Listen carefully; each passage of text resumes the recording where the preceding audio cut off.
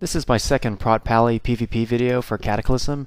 I just finished building out my baseline 85 PVP set, so I wanted to showcase our burst chain mechanics and especially our survivability and mitigation mechanics. So here's an example of our burst chains against a warrior who's got some pretty decent resilience up right now, mostly PvP geared. So I get 3 stack of Holy Power, get Sacred Duty proc from Judgment, use Shield of the Righteous, use Divine Plea to get back 3 stacks of Holy Power, Judgment again to proc Sacred Duty, and then another 17k crit, and we burn the warrior down. So obviously I do need to use a whole Divine Plea cooldown in order to make that chain work, but it's good for situations like that where you're trying to kill somebody quickly to cap a flag. So the rest of this footage is from a Battle of Gilneas. Alliance kicked our butt. This is a very painful battleground to be in, but it does give me the opportunity to showcase some of our survivability mechanics, since like this entire sequence here I'm running without a healer.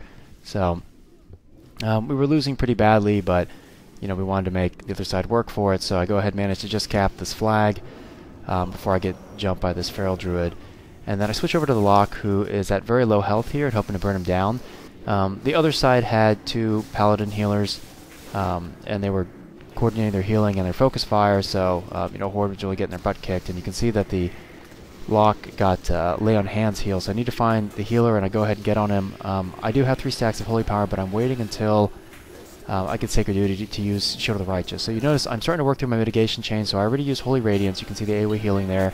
I use Divine Plea, and then as soon as that's up, I'm going to also use Ardent Defender. So I can use these mitigation abilities so that I continue to DPS without having to stop to do cast heals.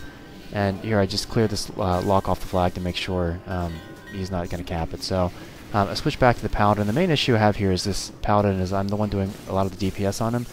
There he got hexed, but unfortunately I broke it right after he got CC'd. And staying on the Paladin to tunnel him and really force him to keep healing himself. And we're right near an Alliance a Horde res point, so I'm hoping that the Horde players who keep coming up can help burn down their DPS or help me on this heal-a-did. So I've used most of my cooldowns. You can see Holy Radiance is going to be up in a little bit. We almost get the Paladin here. I get a nice 17k crit from Shield of the Righteous, and I don't manage to burn him down, but I do attract enough attention now with the Feral Druid switches over to me for DPS, and I'm fully dotted up now, so I am taking focus fire. I'm getting shot by a mage pet, also attacked by the Lock pet, so I'm taking some focus fire here, and you can see under my Holy Power bar is the Vengeance status add-on. It's a really nice simple add-on to show you how much Vengeance you have stacked from damage taken. And one thing that's really important to note is you almost never ever fill up that bar in PvP because it decays so quickly. Right here you can see I was kiting, I had no cooldowns up for mitigation, so I used this Lock pet as a Holy Power battery, got 1 Holy Power, used it for 1 Wog heal, and then managed to squeeze off a Flash of Light. And this is important because this is just enough healing to buy me enough time, and the Forbearance debuff is about to wear off, so I can do that. I can go ahead and pop Lay on Hands, so I'm good to go again, and my mitigation cooldowns are starting to come back. They're almost off timer. So I'm getting some help here on this heal-a-did now. Feral Druid's jumped in, so we're putting a lot of pressure.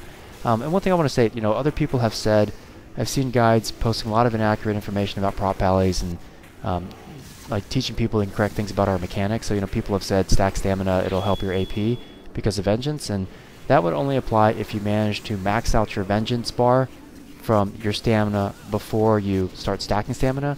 But that almost never happens in PvP. You can see, I'm taking a lot of focus fire here, and I'm running with about 2 to 3 to 4k of Vengeance, but nowhere near the maximum, which is around 13k. So we managed to cap that node, and I immediately head over to Waterworks. This is a 2 versus 4 situation, so I'm going to use my Holy Power here very defensively, using it for heals, and as soon as I break out of this CC, I'm going to start using my mitigation chains too here in a second. So I go ahead and use Hammer of the Righteous to knock them all off from capping the flag. I pop Divine Plea, Divine Protection. As soon as that's up, then I'm going to go ahead and use Ardent Defender. So there have been a lot of complaints about our Wog healing. People have said, hey, it doesn't heal for enough.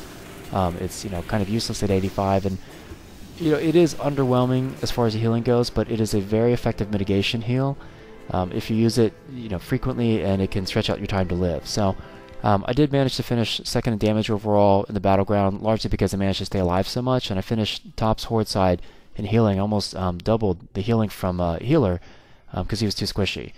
If you're looking for more information about Prot Pally PvP, you can check out the guide on my blog, and it's also posted on the WoW forum.